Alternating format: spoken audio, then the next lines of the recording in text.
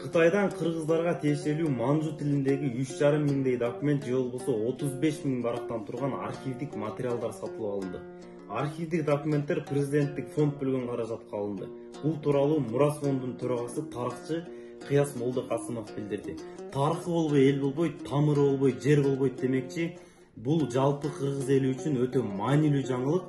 Байыркы кыргыздар өзүңүздөргө белгилүү болгондой тарыхын Оз эки түрүндө муундан муунга өткөрүп келишкен. Азыркы заманда дүйнө жүзү тарыхты кабыл алуу үчүн көптөгөн далилдерди талап кылат.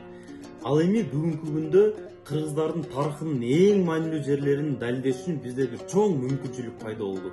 Бул документтердин арасынан кыргыздын 40 урусунун ар бирине тиешелүү маалыматтарды тапсак болот экен. Ал эми бул документтер буйруса манжу тилинен кыргыз тилине которулганына күбө болобуз. Бул архивдик документтерден тарыхыбыздын кандай ачылыштарын күтөсүз?